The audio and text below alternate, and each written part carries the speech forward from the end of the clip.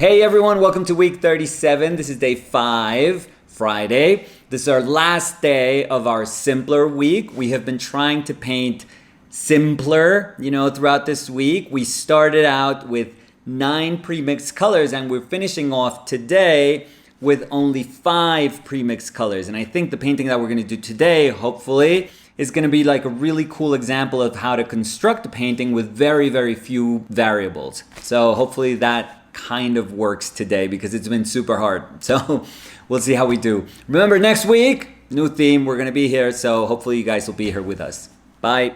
Okay, let's get started. This is day 5. This is our last day of our simpler week. And our goal essentially has been to try and achieve, or at least interiorize what it means to try and do a simpler painting. What is it that we have to do? What's our mindset when we try to attempt to get closer and closer to a simpler definition of painting? Now, what does simpler mean? Because, we can all speak about trying to execute a simpler painting, but what does that mean exactly? I don't know if there is a universal definition of what simple would mean. In fact, I actually chose simpler because I think simpler means that we can actually take steps from wherever we are and try to make our paintings less complicated, to see what the core of our painting is and to say, okay, what is indispensable in this equation and what sort of practice am I doing that I could do without?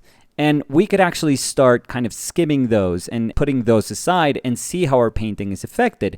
If we put those aside and then we look at our painting and we say, no, I'm actually missing those. And hopefully we're not being capricious about it, but we really do miss those. We really do feel that they are part of the basis of our painting. Then we bring them back. When we take something out, we actually learn if they are really, really important to us. That's basically what we did when we took out white out of our palette. It wasn't just about saying, can I replace it? Because you probably can replace it in some instances with other colors, but it was about acknowledging the correct use, the proper use that white should have in our palette. We miss it. And when we miss it, we then therefore apply, hopefully, its use more properly in a painting. What we've been doing this week is just trying to eliminate variables. And the way we've defined one of those variables, because there's a myriad of variables when we paint, is by saying we're going to pre-mix color. That, by the way, this has been so tough for me during this week. This is completely anti-natural. I am getting somewhat used to it, and in today's painting, I think it's going to be a little bit easier for me because I decided to do without a ton of aspects of color that I don't want to deal with. I just wanted to concentrate on very basic picture making. So today it is going to be a far more fundamental painting. But regardless of me, eliminating those variables, it is a tough exercise for my brain to discern which colors are essential to the makeup of the painting that I want to paint is very, very difficult. And I think that I've described this before, but one of the toughest things to do is to, out of very simple, singular decisions of paint, try to understand how those tiles of paint, those individual tiles of paint, are going to relate to each other once, the image is actually composed by a choreography of those shapes of color. That's very, very tough. In our brain, we can kind of try and piece those things together and we can reorganize the painting in our head based on the colors that we put down. But it is only, and this is true for painting, this is like the basis of painting. This is the nature of painting. It is only when we surround one color with other colors that we understand how they play off each other, how they activate each other. That's when the bonds based on the color relationships are forged. When we don't have that in our palette and when we have to postpone seeing that in the making of our painting, it is very, very difficult. I don't think there's a way around that. And I told you guys that I've been trying to paint in very specific areas of the painting with those little batches of color because I don't want those colors to sort of intermingle with each other. I don't want them to start to blend with each other and sort of infect each other, because when we do that, then the painting is just turned upside down and we're doing like a completely different exercise. And then we can convince ourselves that we were only using 5 colors when in fact we're just using, a ton of little changes in hue, because we are letting those colors come in contact with each other and actually start creating like all these, tons of grayish hues between them. So the idea of the painting today and for every painting during this week was to say, okay, this color can actually play a part in these areas, and this can play a part of the light of this area, but it can also be a mid-tone in this other area. It's very, very abstract. We have to almost disassociate the color from, its role. We have to say, okay, that was good for a highlight, but it also has to be good for background, and it has to be good for this sort of mid-tone maybe. We have to be very, very creative in the way we apply that color and what it's going to represent in the painting. So in that sense, I think that sort of creative gear that was a little dormant in my brain started kind of slowly moving, trying to figure out how to make the most out of our colors. And I think that in that sense, the exercise has been awesome. I think the happiest I was in terms of what the painting taught me was with the painting of Tom on Wednesday, because that painting made me realize that this exercise had a completely different nature from the one that I was thinking that I had to impose onto it. I was thinking that even if I mixed whatever number of colors, it could be 9, 8, 7, 6, or like today 5, the painting had to feel and had to answer to my earlier paintings, to what my paintings are supposed to look like. So that's what I meant when I said I quickly realized, and this happened really on Wednesday, and I'm very thankful for that I didn't have to compete with myself, that it was wrong of me to try to say, okay, because it's me painting, then my paintings always have to feel the same. They always have to speak about the same thing. They don't. The fact that I'm the one doing them already speaks about the fact that I'm behind that painting, but my painting superficially doesn't have to answer to anything. It just has to answer to whatever my goal is and my intent is for that session. And if it takes me on different directions, then, so be it. That's totally fine. But I am going to be the constant in all of those possibilities that painting is throwing at me. So as soon as I saw that Tom's painting on Wednesday was becoming this very abstract, very almost flat painting of these rhythms of color that, yes, configured a portrait, but not really. It was very eerie, very strange. Like, I really, really liked that painting for that reason. And as soon as I saw that, I was like, yeah, this exercise can be something totally different. It can mean so many different things that I'm not even starting to explore. I'm not even giving myself the chance to explore. The painful thing about doing these weekly exercises is the fact that sometimes these prove to be so incredibly helpful for me and so rich. They are opportunities that, unbeknownst to me, I had denied myself throughout the years, that when I paint for a week and I have such an amazing experience, I'm like, I want to do this for like a year. I want to do this for 2 years. I want to do this for the rest of my life, maybe. And it is so strange, but I have to tell myself, no, this was what we learned. And let's try to let that sink in and let's move on. Let's keep moving. And that sense of urgency, that's behind the keep moving, it's actually very cool, because that is also a reminder that we are that student that is actually kind of thirsty for knowledge and thirsty for these new moments of painting that can teach us so much and hopefully make us become, in the end, and in the end, I really do mean, by the end of our life, an integral artist, an artist that is very wholesome and that has a very broad understanding of what painting actually means, that it can be defined in so many different ways and it can nurture us in so many different ways depending on what we put into it and what we want to take out of it. So I think the Wednesday painting taught me that all these exercises can be my own. I can not claim them. I'm not saying they belong to me. I don't really own anything, but that I can be there. I can have a presence there, and that's pretty amazing. I can feel myself in that exercise, or I can feel an aspect of myself That was perhaps something that I always wanted to do, but I was too scared to do it. And I think that happened on Wednesday. That enabled me to understand what I had to do on Thursday, which was that Colleen painting, and realized that I could identify preemptively the roles of those colors. And that's why I said, okay, this has to be a yellow, green, gray base, and I have to have an accent, a tiny little mini accent of saturation with that grayish red, and I have to have an accent in terms of contrast with that bluish gray that's at the bottom. So it was easy for me to say simple painting. These are the simple rules that are going to be the basis for the construction of this painting. Let's go. And today's painting, I think many of you probably noticed, but this is my ode to Vuillard. I mean, I know I mentioned him when I was mentioning Bonnard in past weeks, because I really do think that the two of them, and you know, this is not like a Batman and Robin sort of thing.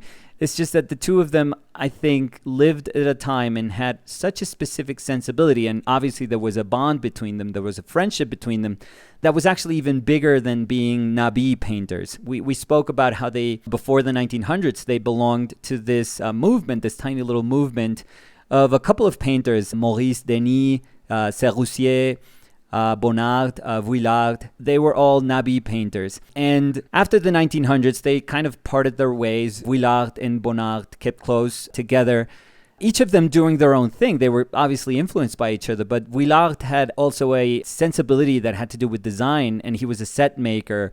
And that tied with theater and with interior design and with decoration certainly seeped into his paintings, and that interest was certainly there. So it made him a little bit different from the hermit that actually was Bonnard, you know, the painter, the very isolated painter that Bonnard became. But Vuillard, I talked about it. I think we sense it. We can sense it as artists. We can sense it as painters whenever we see one of Vuillard's, you know, genius paintings or any of his paintings. We realize that there is no reason why this painter is not as big as any other painter in history. I mean, Bonnard and Vuillard deserve to be mentioned in the same sentence, in the same breath as Velázquez or Rubens or Rembrandt or Van Eyck or any of the genius painters from the High Renaissance or the Baroque. But because they are sort of close to us, but because Picasso and Matisse cast such a long and deep shadow onto all these artists that happened to live around that time that they were also working, we are not able to appreciate them contextually. But the truth is, give us 100 more years, I think, and when we look back, Vuillard can be as big as Picasso or as Matisse. In my mind, in my heart, I mean, knowing the enormous difference and the changes that Matisse and Picasso sparked, I can sense that Vuillard can be as big as them or even bigger, you know, depending on your sensibility. For me, both Bonnard and Vuillard probably are bigger than both Picasso and Matisse. I mean, they are closer to my heart, and they take painting to a direction that is just so strange and peculiar that I don't even think we've begun to explore. I mean, they certainly have their influence on contemporary painters.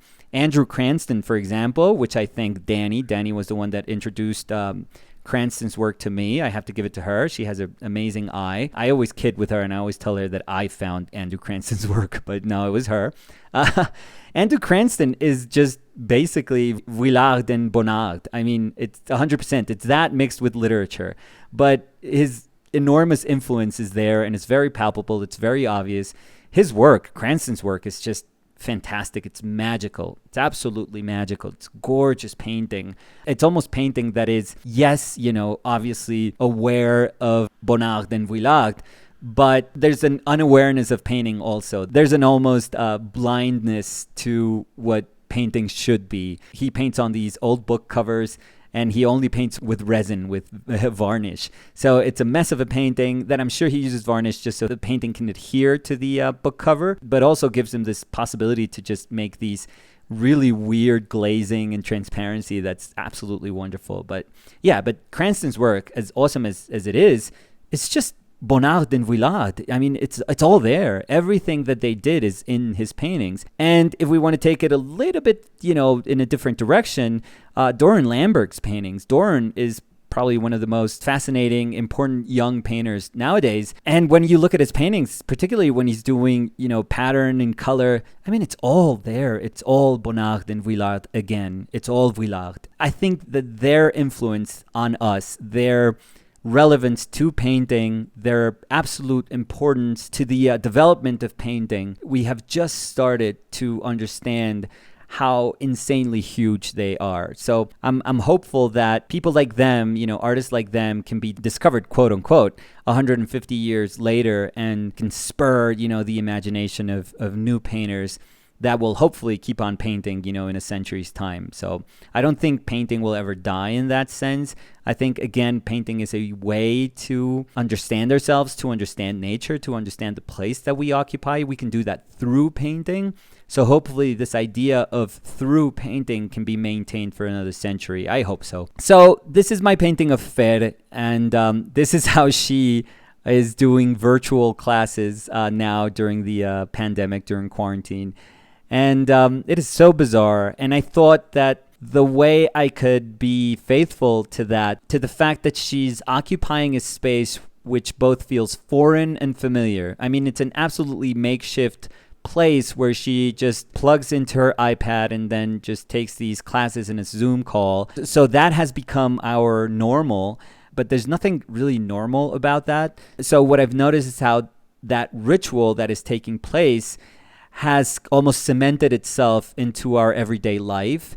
And that part of it being this repeating act, it's almost making her become part of this space. I mean, there's a bond that I wouldn't have wanted to happen between the space we occupied and ourselves, but because we have had to occupy this for so long now, these weird relationships are established. So I would have never thought that her education could be depicted this way, but that is the truth. It's a very sad truth, but it is the truth. And I wanted to speak about that. I wanted to say how place and action and person are the same, are almost the same. And maybe the barest sense of humanity is upheld just by that little tiny change in color that is exhibited, in that shift in hue with that kind of creamy, yellowy gray color that is Fer's portrait and is also in a little bit of her hands. It's this tiny thread of humanity by which we're hanging, and hopefully that'll be enough to take us through, whatever comes in the future.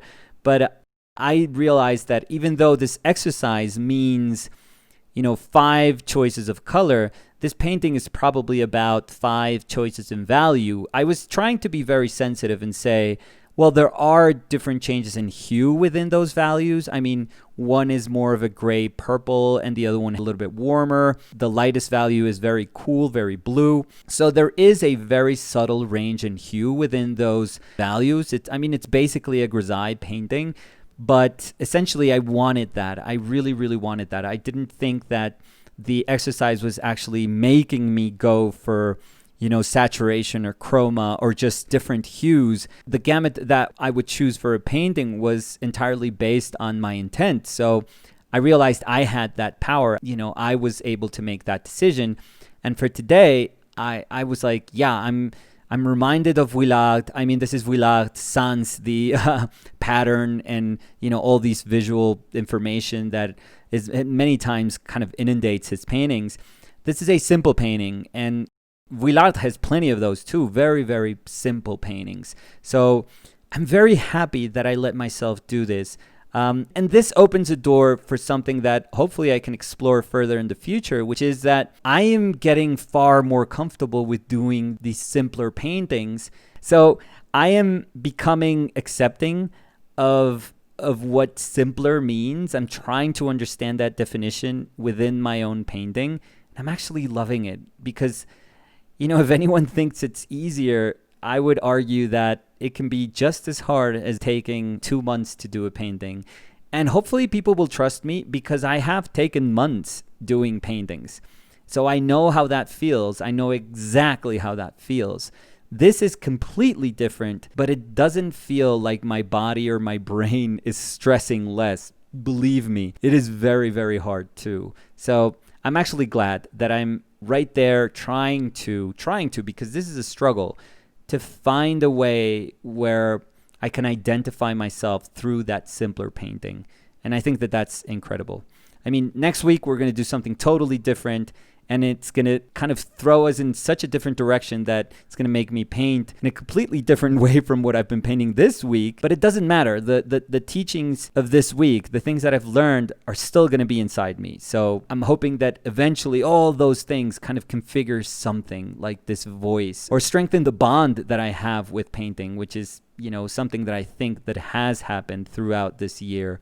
And, you know, we have another year to go. So I think that that's going to make it even stronger. So I'm very happy for that. Next week, new theme. So Danny and I are super grateful for your company. So we invite you for next week. I think the week after that, I have to confirm to you guys, but maybe we're going to take a break. Yes, because we're exhausted, but we've been exhausted ever since we started this. So, you know, that's not something new. But because we are moving. Yeah, we're moving to an apartment that is probably like 10 yards away. It's the building right next to the one we live in. So there you go. But we actually have to move. Yeah, it's easier, but it doesn't make that move, you know, any less of a move. So that week is probably going to be hell for us. And it's probably going to be super hard for us to make videos. So maybe we're going to take a break. But I'll let you guys know. But next week, yeah, we have a new theme. We're working really hard to get those videos up. So we'll see you guys next week. Thank you. Bye.